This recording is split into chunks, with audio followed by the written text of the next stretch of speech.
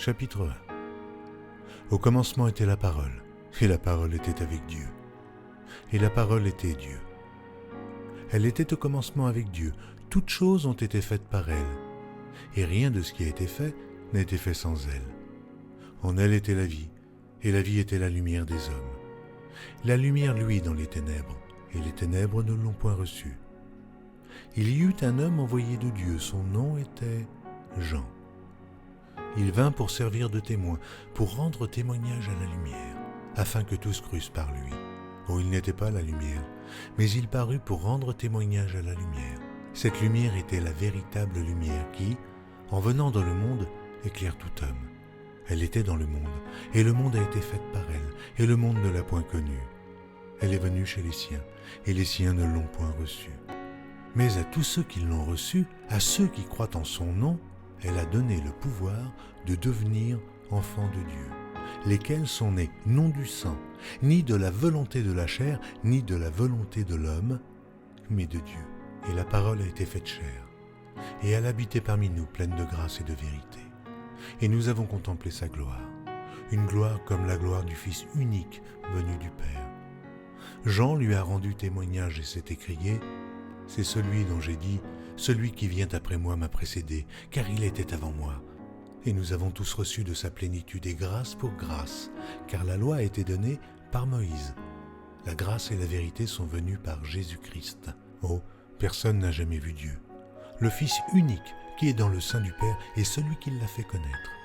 Voici le témoignage de Jean, lorsque les Juifs envoyèrent de Jérusalem des sacrificateurs et des Lévites pour lui demander « Et toi, qui es-tu » Il déclara, il ne le nia point, il déclara qu'il n'était pas le Christ. Ils lui demandèrent « Quoi donc? Es-tu Élie » Et il dit « Je ne le suis point. » « Es-tu le prophète » Et il répondit « Non. » Ils lui dirent alors « Mais qui es-tu » afin que nous donnions une réponse à ceux qui nous ont envoyés. « Que dis-tu de toi-même » Moi, dit-il, je suis la voix de celui qui crie dans le désert.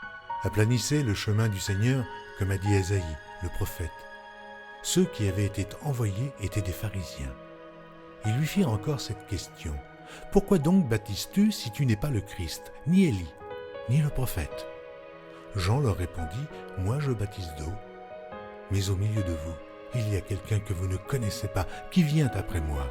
Je ne suis pas digne de délier la courroie de ses souliers. » Ces choses se passèrent à Béthanie, au-delà du Jourdain, où Jean baptisait.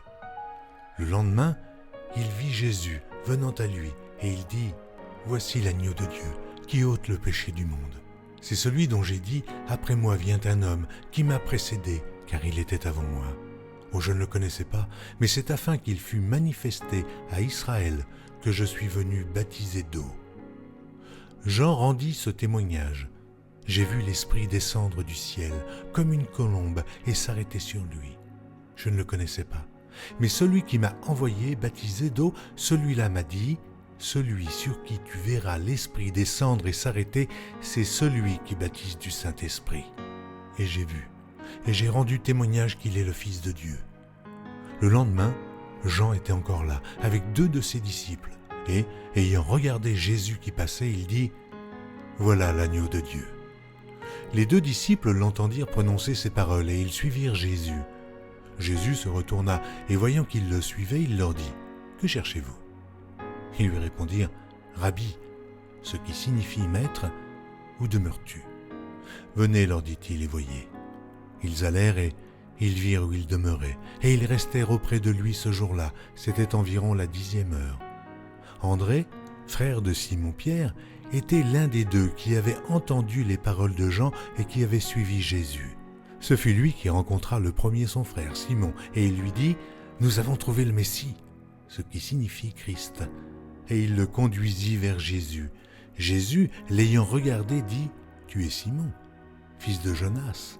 Tu seras appelé Céphas, ce qui signifie Pierre. » Le lendemain, Jésus voulut se rendre en Galilée, où il rencontra Philippe, et il lui dit « Suis-moi. » Philippe était de Bethsaïda, de la ville d'André et de Pierre.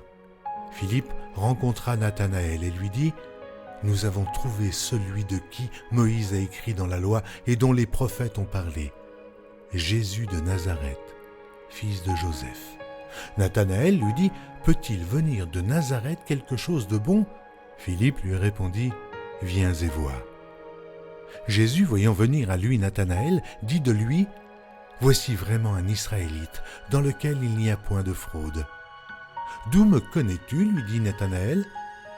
Jésus lui répondit, avant que Philippe t'appelât quand tu étais sous le figuier, je t'ai vu. Nathanaël répondit et lui dit, Rabbi, tu es le Fils de Dieu, tu es le roi d'Israël. Jésus lui répondit, parce que je t'ai dit que je t'ai vu sous le figuier, tu crois ? Tu verras de plus grandes choses que celles-ci. Et il lui dit, en vérité, vous verrez désormais le ciel ouvert et les anges de Dieu monter et descendre sur le Fils de l'homme.